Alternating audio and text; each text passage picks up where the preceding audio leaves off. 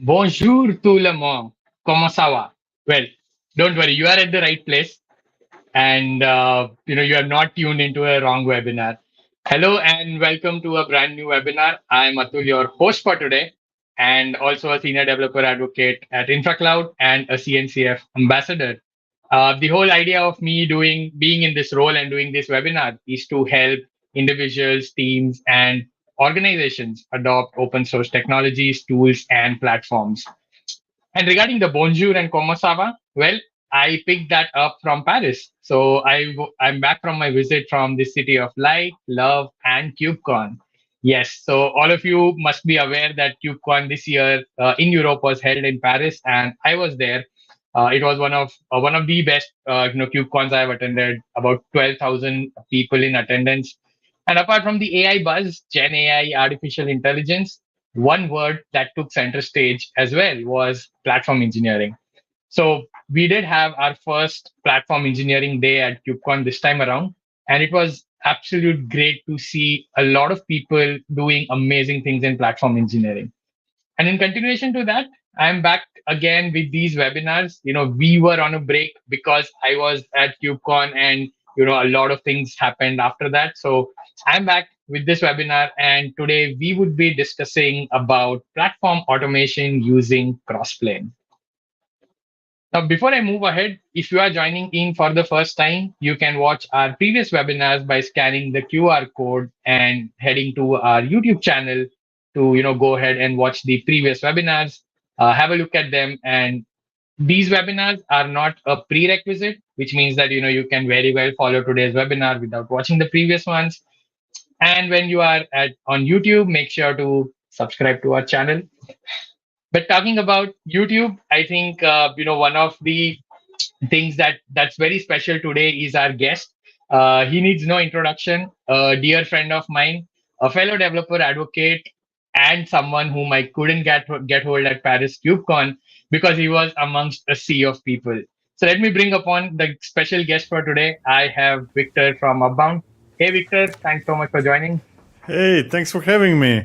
Great to be here. Thank you so much. And our second guest is a familiar face, Vishal. Thank you so much for joining in. Hey, Atul. Good to be here again.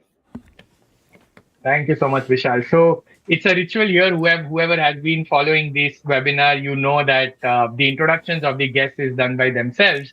So Victor and Vishal, why don't you go ahead and introduce yourselves to our audience? Tell them who you are, what do you do, and one thing outside of work that you spend time on. So Victor, go ahead. Oh, it's very hard to answer what I do. Most of the time, I don't know what I do. I do random things, and some of those things end up being useful. Officially, I'm not officially. I'm a developer advocate at Upbound. Upbound is a company behind Crossplane, and on top of those corporate duties, I spend most of my time with open source one way or another, either contributing or maybe educating or anything else. Interesting. And Vishal, please Sure. introduce yourself as well. Founder and CTO at InfraCloud, doing a bunch of things around Kubernetes, open source, and helping enterprises get it right, I guess. Beyond works, usually love good books, movies, mountains, as you can see from my background. But yeah. Great. Thank you so much, Vishal and Victor, for that wonderful introduction. Which means, we have a great diverse platform here. We have diverse people from different places, different interests, and different roles as well. So today's discussion is going to be really exciting. So before we get deep into the webinar, some housekeeping rules. We will be taking questions from all of you. So as and when you have any questions, please feel free to drop them in the comment section, and we would take it up with the speakers and guests here. Or I would also be interacting on the comments as well. With that out of the way, I guess it's time to discuss platform engineering. I'm sure a lot of you would have heard the term platform engineering, either from me talking about all over social media or other experts, who keep talking about it and sharing insightful things that they are doing. Now, every time you listen from me, I'm sure you would have heard a different definition of platform engineering from me. And that's because every time I meet someone new at a different event, I learned more about platform engineering. And today's definition is going to be different from the last ones that I have spoken about. And I've actually taken a note about it. So platform engineering, as someone said, I don't remember who it was, but I remember that what they said. So according to them, platform engineering is actually an enabler that boosts developer experience by codifying IT best practices into reusable and self-service capabilities. Now, it is a very systematic definition, but then I think it covers the entire gamut of platform engineering. Victor, what are your thoughts? How would you explain platform engineering if you had to? That sounds about right. It's actually, I think that definition fits well into explaining what a platform is rather than what platform engineering is. And here's the problem, right? If platforms are all about creating services that others will be using, I don't know, that would be service how to define and deploy your application to Kubernetes or a database or a cluster or this or that, right? If that would be done by platform engineers, that would mean that platform engineers know everything about everything, right? That they're experts in networking, in Kubernetes, in cloud, in everything, right? And that's really impossible. We tried that in the past many, many times. That's like full stack engineers, right? Not a good idea. What we do these days is very, very complex. And it would be unrealistic to expect that people understand not only complexity of certain part of the system, but everything. So we still need experts like experts in databases, experts in security, networking, and so on and so forth, as we have today.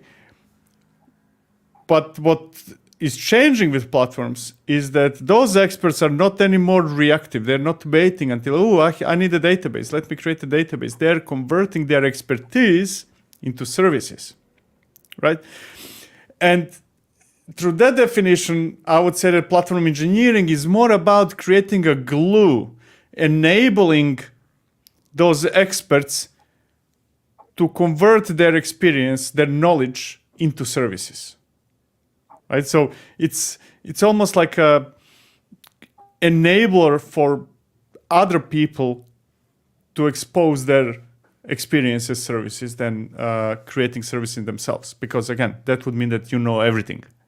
And if you do, we're hiring. I think you couldn't have put it better than that. And platform being the glue, I think we all agree to it. Vishal, what are your thoughts on that?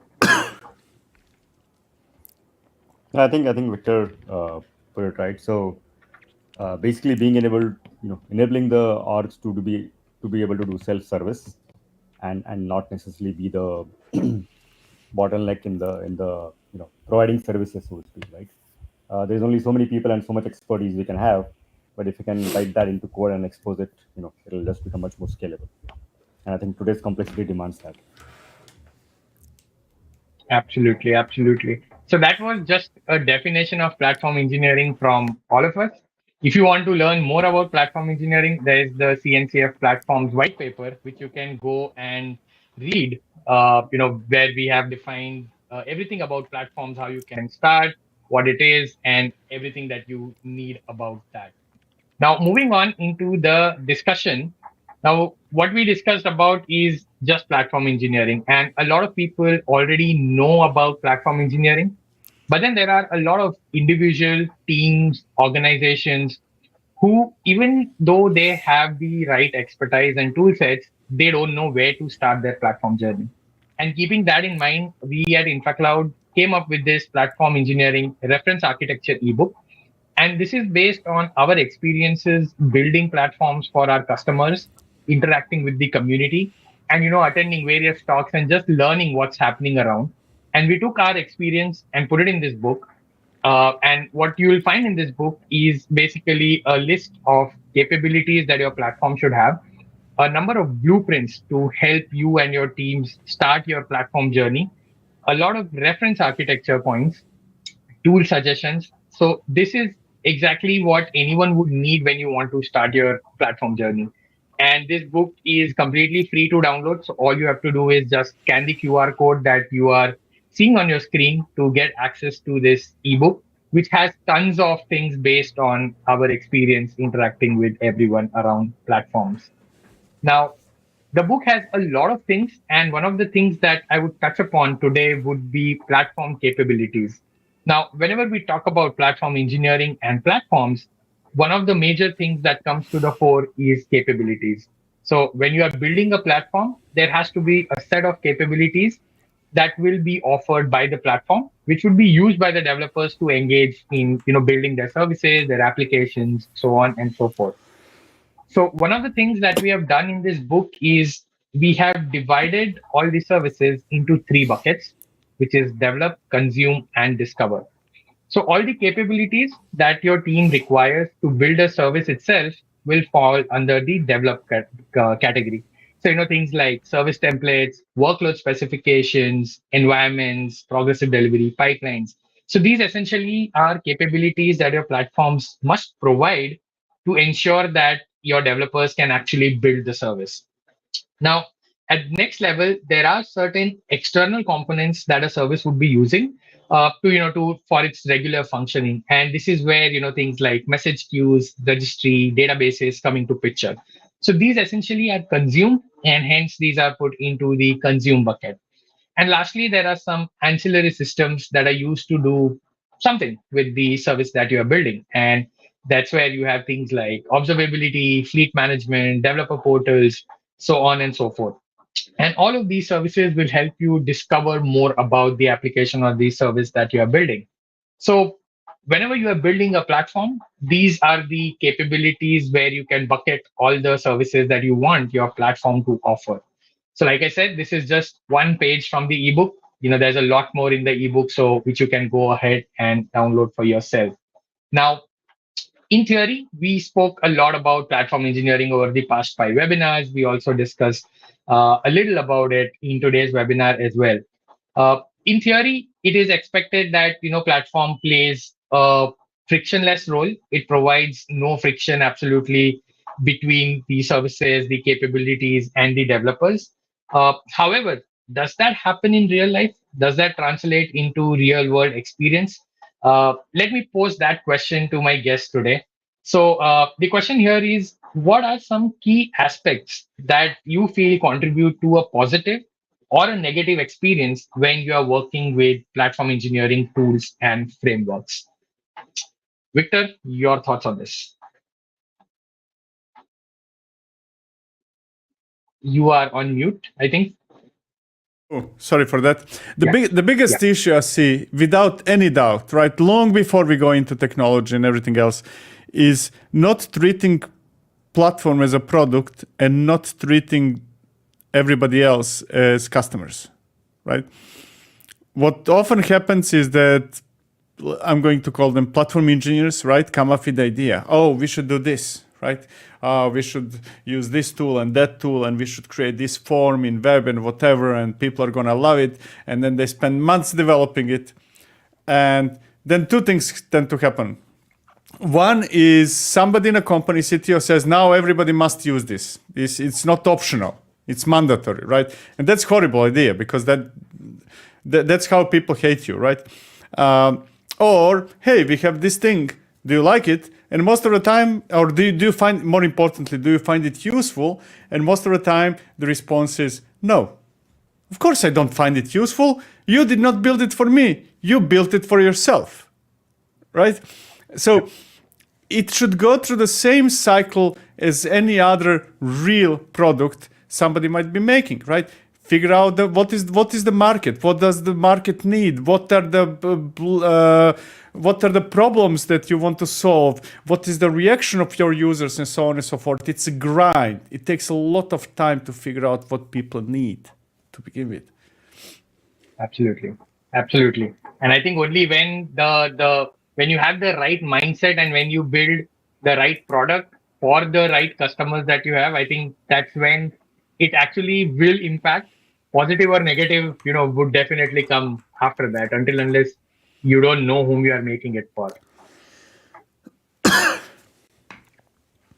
Vishal, if I have to take this a step further, taking the Sure. product approach, building the Mhm. platform, and then let us come to the factors, that you feel would impact, considering that we have now built it for our teams. Sure. So I think one factor which can affect both positively and negative, in my opinion, is the constant battle between the flexibility and rigidity. Now, what do I mean by that? Let's take an example. I want to provision a database, give it to my team, for example, right? I could expose all the 100 parameters that they need to configure, which is absolutely cognitive overload, for them to be filling, for example, right? Or I could say I'm going to limit only two parameters that they can configure. Everything else is, fixed as per my wishes, for example, right? Now, there is no right answer over here. The rigidity is obviously not good. You don't want to expose only two parameters and let everybody else, use the same base parameters. Also, you don't want to expose 100 parameters. Is there something which can offer the right balance for the right, users and right teams? Is I think one of the constant struggles. And on this spectrum, you could achieve either negative experience or a positive experience, both by optimizing, rigidity and flexibility, at the right level, so to speak. And I believe that is one of the biggest challenges because there is no right answer over here. It's a spectrum, and the spectrum could vary team to team, customer to customer, as in team within the company, and technology to technology as well. I tend to disagree. I think that there is a right answer there. You just need to ask. Sure, we'll come to Right? that. That's going back to my previous point. There is the right answer. You need to figure out what is the people need and what is the level of control they're comfortable with, right? If it's a database, Absolutely. hey, do you want to choose the database or no? Do you need to choose the database or no? If you do, then we need a parameter for that, right? Do you want to manage the version of the database? Yes or no, right? It's very hard to get to the right answer, but there is a right answer. Just as if you go shopping on Amazon, they do not give me the option to choose whether my package is going to travel by plane or by train, or because I don't care, right? But Right. there are things that I do Absolutely. care, and those things are available to me. Yeah, no, absolutely, you're right. And I think that's where, as a user, what they want is probably the first point we need to answer. Just interviews. I think, only when you go ahead and involve your users into building the product, only that's when you realize what they really want. I mean, let's say, taking the example of database that you brought up. So if the entire team is there and they are using a certain database and they have a certain level of experience, that's when they'll say, hey, I just need two parameters to, go ahead with it. Don't give me 10 or don't give me 12. So interesting. I think that was a good discussion on it. While I had some notes around this, but this went in a different tangent, which I am absolutely loving. Now, while we started talking about the product approach, where involve everyone, all the stakeholders to build your platform. Once you have the requirements, that's when your process of actually implementing a platform starts. So that's when you look into the architecture, the tools, and everything that you need to build one. Now, while you are doing that, there are a lot of choices that the teams or the platform teams need to make. From the technology perspective, from the design perspective. So this the next question, is around the frameworks and design patterns. So could you shed some light around the whether there are any predefined architectural patterns or design patterns that the teams must choose to build a platform, or is it something very fluid that again it depends based on what they are building and who they are building it for? Part of the answer depends on what you already have, right? So I cannot give the same answer to everybody because, hey, you might be working with mainframe for all I know, right? And then whatever patterns I'm going to say do not apply. So my answer is going to assume, okay, let's say that we are starting from scratch, right? We don't have a history behind us. And then there are patterns. And those patterns were established quite a few years ago without many of us realizing. And probably the best example of those patterns is AWS itself, right?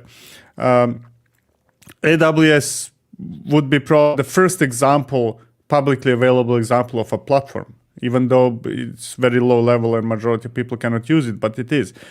And that pattern is relatively simple and straightforward. And it all boils down to APIs, Meaning, my job, first primary job, right, is to create a service and to expose that service to the rest of the world through an API. I don't start with the UI. I don't start with CLI. I don't start with Visual Studio Code extension, whatever, right? That comes later or not at all, right? And that's the rule that Amazon established before it even started working on AWS itself. And that's, okay, we have a service that does something. We expose that service through an API. And afterwards, we can think about building a console or building this or that, right? So it's, if there is a, probably the most important pattern would be that, API first. And that's not even a part, that's very strange to me that we are not accepting that yet in platform engineering, because that's a widely accepted pattern everywhere else. If you ask any front-end developer, that person, if that person is good, is going to say, okay, what is the API I talk to, right? If there is no API, I'm not doing anything, right? First, we make a contract. This is the API. API matches those needs of the user that we talked about. With previously, you mentioned, hey, should we expose these parameters or that parameters exactly, right? That's the discovery phase. Then the next phase is we build an API. We build the API specification, and from there on, we can build services that comply to those APIs, and we can build clients that invoke those APIs. Now, the important, sorry, one more thing. Yes. The important thing is that from the user perspective, after that, doesn't matter what's behind that API, right? Whether you run tool A or B or C, irrelevant. Nobody knows what is running behind the AWS API. Maybe they have, I don't know, trolls running around their data center and doing it manually. We don't know. We don't care. Absolutely. I think, you actually, pointed at the right thing, that a lot of the building or the planning thing starts much before getting into the tools. It starts on pen and paper and brainstorming and boards, and only much later in the stage is when you actually get to APIs and constructs and the UIs and everything. So that's a very, very valid point. Vishal, what would you want to add to this? Either it's on this journey or from the user side of things. I think Victor nailed with his response. I don't think the framework or the pattern that you use to design your platform largely matters, as long as you're building API first. And over time, it will evolve. Some of the users might end up using a CLI, via API. Some users might end up using a UI via API. But definitely, it has to be API first. And I think AWS is a great example of that, proven over the last 2+ decades of scaling systems and platforms, beyond all of us can imagine, basically. Absolutely. And I think, you rightly mentioned about evolution. Now, if we go back to the product approach and you look at any of the user applications that we use, it could be Uber or it could be anything for that matter. Now, these are the apps which are always built keeping the user in mind. And one of the things that comes to the forefront when you talk about the product approach is the continuous evolution of the application that you are building. So even in that case, when you have a platform in that, if you're putting platform at the spotlight, it has to evolve constantly. And I think that's where, you rightly mentioned about how the interaction patterns would change over time. It would start with probably an API, and then someone would say, hey, I need a UI for this. And that's when your team will actually build a UI. And then that's how it evolves. But at the base level, the fundamental thing is, again, like Victor said, it all starts on a paper, on a board, and only after that you decide how you want to, take that up. Now, because sorry for interrupting. Go ahead. If you do these things right and start technical part with API, everything else, it might not look like that, but everything else becomes so much easier. For example, vast majority of cases that I've seen people building UIs, let's say web UI, right, end up with some hard-coded fields in the UI or using some files to discover something, right? If you build an API, UI, I can build it in a weekend, right? Because UI doesn't have to do anything. It just goes to the API and asks, what can I do? Right. That's the only question that matters. What can I do? Absolutely. Yep. And I think if this on a lighter note, if this webinar was an examination, Victor would be scoring 100 and 100 on every question or every point that we are discussing today. So thank you so much, Victor, for all the insights. Moving on to the next one, so now we spoke about how you start building a platform. We spoke about the design patterns or the framework that one should probably approach with while building one. But then interestingly, there are a lot of challenges that are involved in building a platform as well. And these are the challenges that come from a technical perspective, from a skill perspective. So quickly, what are the challenges that you see, when teams are actually starting their journey for building platforms? I mean, challenges differ really. Probably the biggest challenge is really understanding conceptually the base on top of which you're building it, right? These days, and again, I'm going to use all my examples thinking that somebody starts from scratch because that simplifies the story. The base of everything we do today, and this is not directly related to platforms only, is Kubernetes, right? So whatever you're building, whichever tools you're using, if you're doing it right these days, you're going to build it on top of Kubernetes. You will be extending Kubernetes API. You will be building Kubernetes controllers that serves as your services or backends and so on and so forth, right? And one of the big challenges there, accepting that Kubernetes is the standard today, is experience, is knowledge, right? And that might not look like that because, hey, many of us are experienced and you're using Kubernetes for a long time. But in reality, those experts that I was talking about before, like database expert, or even people involved in infrastructure using, I don't know, Ansible, Terraform, or whichever other tool, they might not be so proficient with Kubernetes, right? Because it takes quite a lot of time to figure it out and to understand. Once you figure it out, it's beautiful. It's easy actually, but it might have a steep learning curve, and for a good reason. It's a steep learning curve because it does a lot of things, right? But that's the major challenge. How can we onboard everybody involved in building whichever technology we're using, but that technology is going to be on top of Kubernetes? How do we make sure that everybody understands Kubernetes in depth? Not everybody in organization. So I'm not asking Node.js developers to understand Kubernetes, but those building the platform, I definitely do expect them to be very proficient with it. Interesting. Yes, I think learning curve is I think one of the biggest challenges. Whenever we have discussed around, even in the community as well. Learning curve has always come up as one of the top challenges, if I am not mistaken, and whether it is about the technology to build the platform, or it's around integrating it, or it's about learning more about the platform, adoption, so on and so forth. So the beautiful thing about Kubernetes, right? Initially, it's very intimidating. Hey, there's a lot there to learn. But actually, on a longer run, it's actually not a steep learning curve. And the reason is relatively simple, because all the tools you might choose that extend Kubernetes or do something in Kubernetes are based on the same patterns, right? So once you figure out Kubernetes itself alone, figuring out 57 different tools that you're going to use is a breeze, is nothing, it's irrelevant, it's extremely fast because they all follow the same patterns. Here, there's a CRD, there are events, there are controllers, blah, blah, blah, blah, blah. Everything follows the same pattern.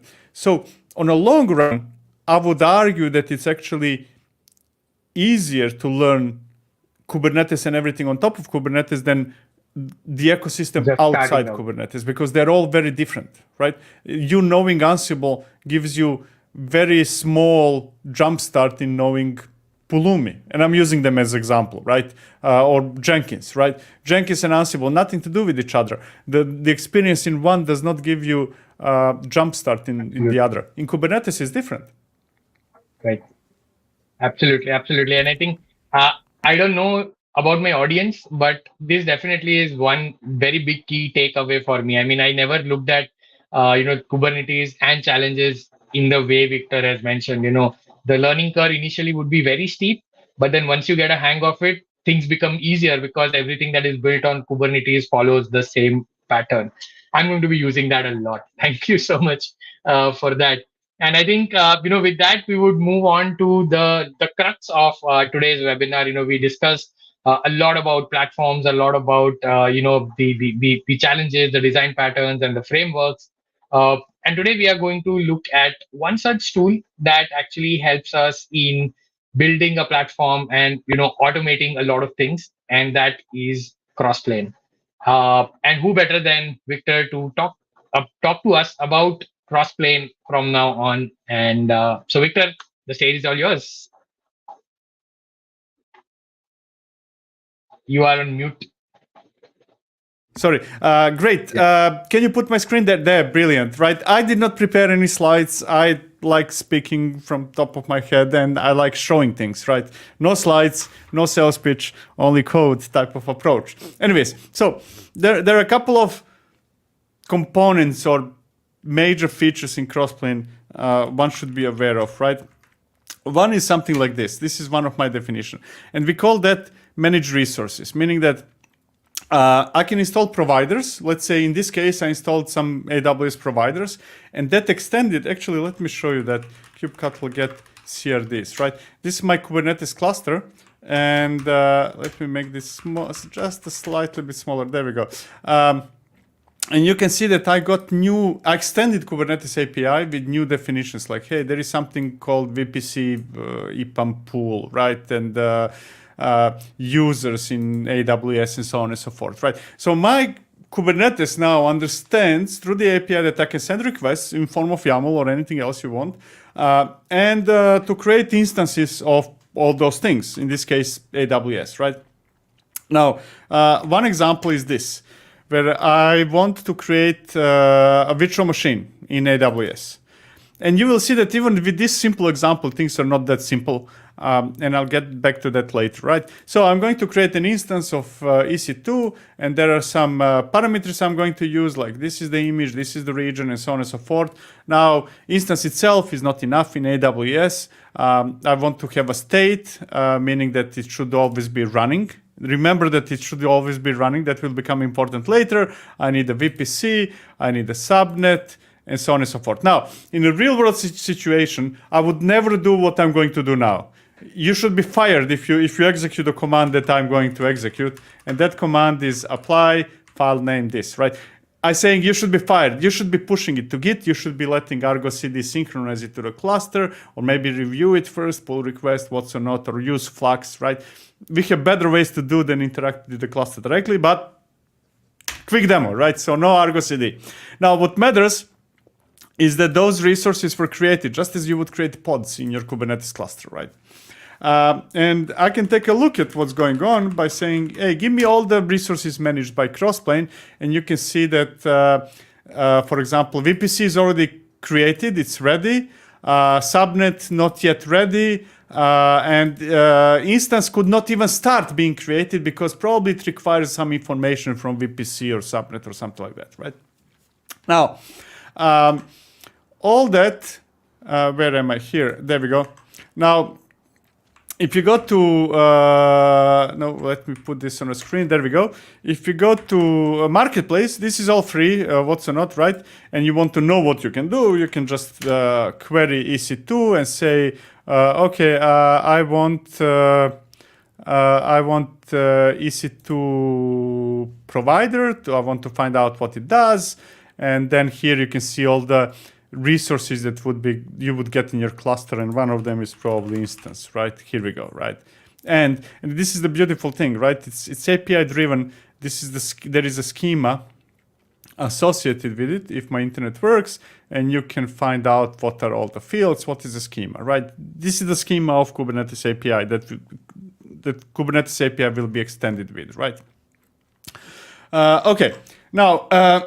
This is at the same time something that nobody should ever do also. Apart from not interacting directly with the cluster, we almost never create resources with Crossplane like this. I just wanted to show you that you can do it. And you can see that in the meantime, the state for instance was created, right? And if I go to my, let's go to my EC2 instance. Here we go. This is my AWS account. And we should see a VM here. There we go, right? And it was created there and so on and so forth. Now, important thing with those resources managed, and going back to the patterns I mentioned before, right? Use the Kubernetes patterns. And one of the Kubernetes patterns is that there is a drift detection reconciliation. So it's not only that I created a VM and VPC and subnet and whatnot, but there is a process in my cluster that is constantly watching for the state of that something. And if I, for example, if you remember before, I said, hey, that VM should always be running. If I stop it, terminate it here, I'm going to stop the VM, and I'll come back to it later. You will see that Crossplane will say, hey, this is not what you said. You said that you want it to be running, and it will detect that it's stopped, and it will start it again, right? So drift detection, reconciliation, same thing is what is happening with your pods in a way, right? Now, that's a boring part. The interesting part is that I can do two things. First, I can combine those resources together somehow to make something meaningful. Let's say a database, right? I can say, hey, for a database, I need RDS, subnet, VPC, this or that. I need a bunch of things. And I can expose that to my users, to developers, as a new API endpoint. And here's one that I made. kubectl get CRDs, let's say grep DevOps, there we go, right? And you can see that I already created something called, let's find SQL claims, right? I extended Kubernetes cluster and saying, hey, but somebody can create something called SQL claim, whatever that something is. It's a database, Postgres database, right? If I, let me see, if I, now, here comes the part. If you would like now to create a web UI for what I'm about to show, you can just say, no hard coded anything. Just go to the cluster, find out what is the schema of that new API endpoint, and you would get something like this. Okay, so, you can specify the size of the database, you can specify the version, you can specify secrets, you can specify schemas, and so on and so forth, right? So everything is discoverable, everything is API driven, and so on and so forth. Now, one way to interact with Kubernetes API is through kubectl, the thing I said that you should never do, right? And here I'm going to create a couple of things. I'm going to go big now. I'm going to say, hey, there is something called cluster claim. You can create a cluster yourself. No need to ask me. And here, this would be a developer writing. This wouldn't be me now. Say, hey, you can use labels to say, where do you want that cluster? In AWS, and you want it to be EKS. What are the size of the nodes? Small, because nobody knows what are the sizes in AWS, right? It's my job as a builder, as a service provider, to actually figure out how to translate that user requirement into whatever AWS wants, right? I will create app claim, I will deploy an application, it will be a backend application connected to the database, and it will be working in that new cluster. That cluster does not yet exist even, right? And there are a couple of other things that I exposed to developers, like, hey, you can specify an image, right? You can specify in which namespace you want to run it. Whatever we agreed, that should be there. And, oh, I forgot this one. And I'm going to allow you to create a database. And database will be running also in AWS right now, and it will be Postgres, and it will be a small database, right? And inside of database server, there will be a database silly-demo-db, right? So you create interfaces. This is all custom. The Crossplane, this does not come out of the box. I need to create those things. One way how you can do that is creating something we called, this is now in the marketplace, because the marketplace is like Docker Hub, but for compositions, what I'm saying, right? And you can see that here I created a composite cluster, and that cluster has schema and what's not. Now, if you're interested in code, I will not have much time to go deep into the code, but you can see, for example, here, there are two important parts to create what I'm showing you right now. First is the definition that says, hey, and this is now Open API schema. This is standard, nothing really special. And this is the schema that I want to create, and that schema has properties field, and inside of the spec field, and inside of that spec there is ID and parameters. So I'm creating a schema of the API with whichever fields we agreed, and what are the types of the fields, what are values, and what's not, right? And the second part is implementation. So whenever somebody creates something like called cluster claim or whatever they're creating, these are behind the scenes without users knowing what's going on. I will create, if they select AWS CKS, I will create a cluster, and I will create cluster authentication, and I will create a node group for that cluster. And for example, if somebody selects large nodes, if you remember the small that I used before, then this will be translation to what AWS understands, and so on and so forth, right? So I create, I combine all the different resources required. And in this case, when creating a cluster, not everything is AWS. If I scroll down, if I find the button to scroll down, there we go, you will see that I'm creating some, I'm installing some stuff in that, I'm installing some Helm charts into that cluster, I'm creating some namespaces, I'm setting authentication. So a combination of many, many different things, because things are complex, but they don't have to be complex for the end users. Right now, okay, so let me go back to my code. That's where I feel comfortable, right? So what I'm going to do is say this YAML, let me show you again, that will create an application and a database. Where is the database? Here, a database connected to that application automatically in a cluster where that application will be running. I'm going to just say, where are you? Here, kubectl namespace is going to be a team, and I want to apply whatever is defined in that file, right? Boom, applied. And now it might take half an hour for AWS to create all that stuff. And some of those things cannot be created right away. Some of those things we need to wait because they have certain dependency in what's or not, right? But what does matter is that if I list all the managed resources, you will see that behind the scenes, those like 50 lines of YAML, user-friendly YAML, I would say, were converted into all this, right? These are all the things that are happening right now in the cluster behind the scenes. Nobody has to know, right? And if I'm interested in something more specific, I can say, hey, we have a CLI. Hey, show me not all the resources, but show me those related to the cluster claim. And then you see, okay, this is what's happening, right? You created a claim, that claim created composition, that composition created internet gateway. It is already available, so those things are happening, and blah, blah, blah, blah, blah. And you can see here, it will create EBS, that's still not ongoing. It will try to create cluster authentication, that's failing. It cannot create it because some other things in a cluster are not yet ready, right? There are all elaborated dependency management without you worrying about dependencies, and so on and so forth. Now, this will take a bit of time. Cluster takes a long time, and in parallel with that cluster, you can see that it's creating a database. This is RDS in AWS. Some of those things are finished, some of those are in progress, and finally, we have application app claim that is being created. No, it's not. What is it? No, wrong name. There we go.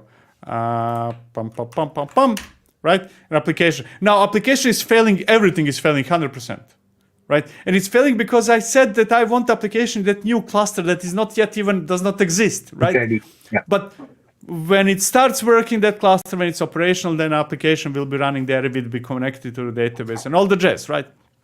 Now, I don't expect users, to write this. Some users might be very happy writing this YAML because it's easy. For others, I would create a CLI maybe. For somebody else, I might create a Visual Studio Code extension. For somebody else, maybe a web UI, maybe all of those, maybe none of those, right? Depends on what they want, what they're comfortable with. But that comes later. Kind of the important part is that I have that API that defines how we define application. And from there on, everything becomes much easier. That's my quick pitch I wanted to finish early, so in case there are some questions or anything, I can help. Wait. Let me see. You are Last missing thing. something.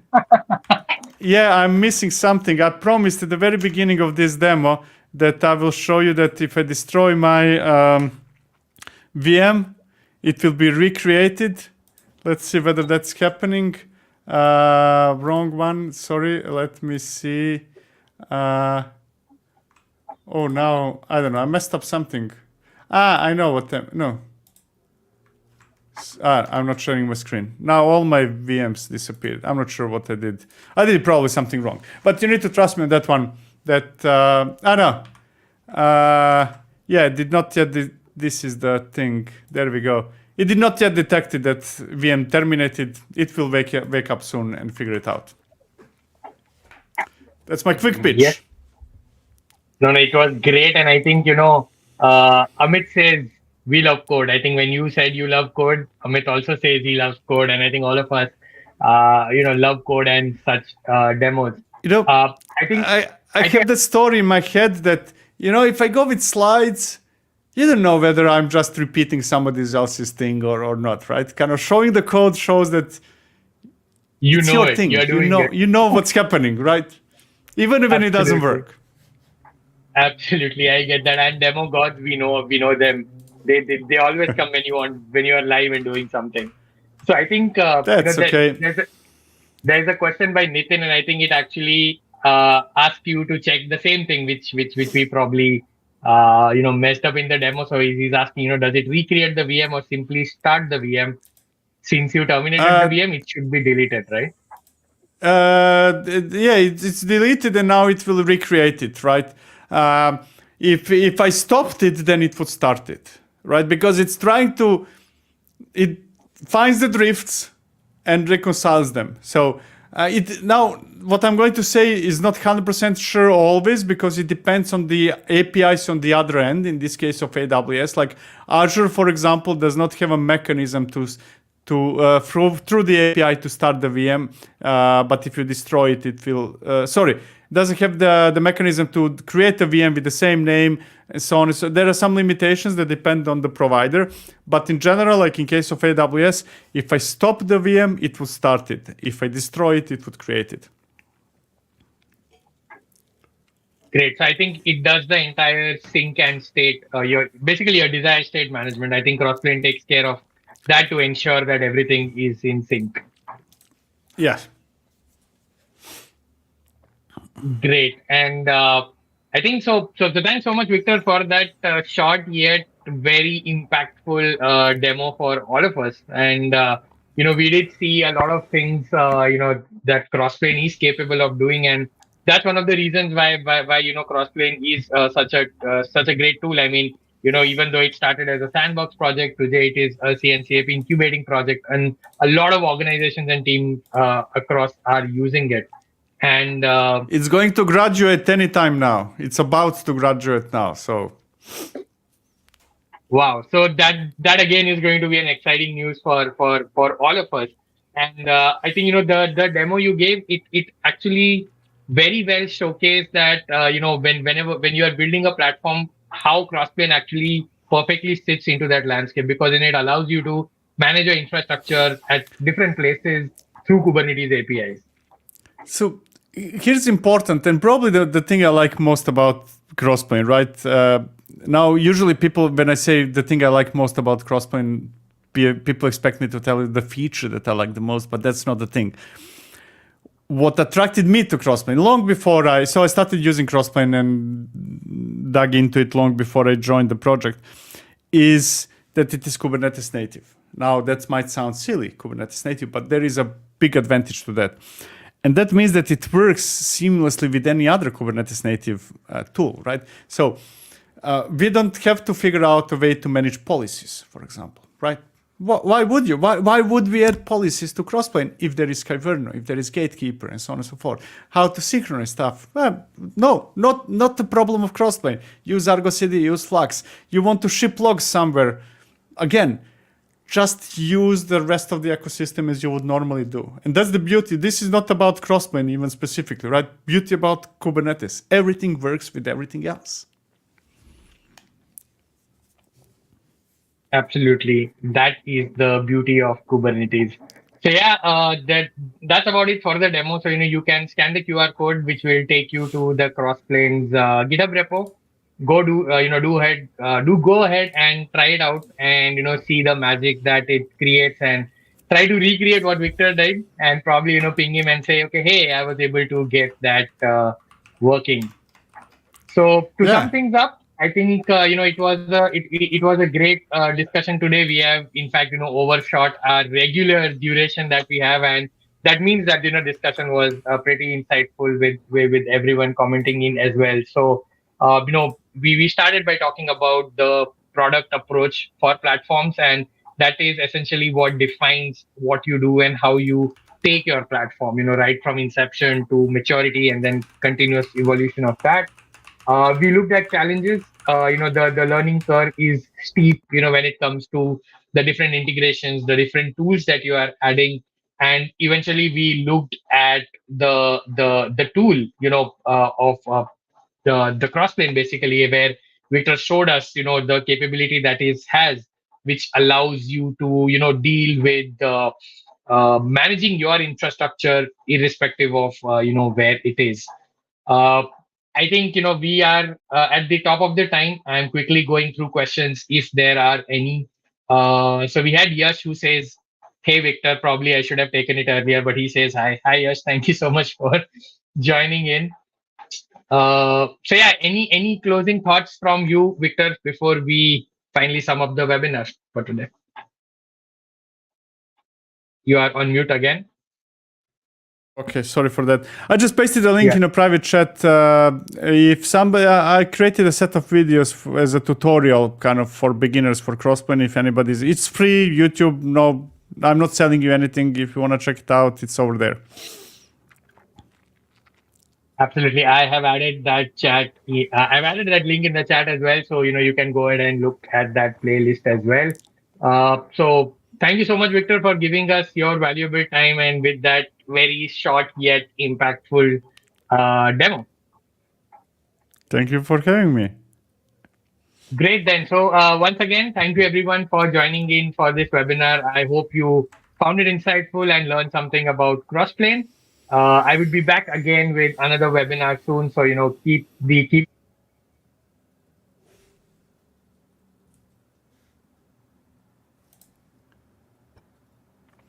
You're muted, We Atul. lost your audio. You're muted. Say something. Yes. Now There we I'm go. back. Great. So yeah, thank you so much, everyone. For joining in, and I'll see you again with a new webinar in the coming few weeks. So thank you and have a wonderful day. Cheers, everyone.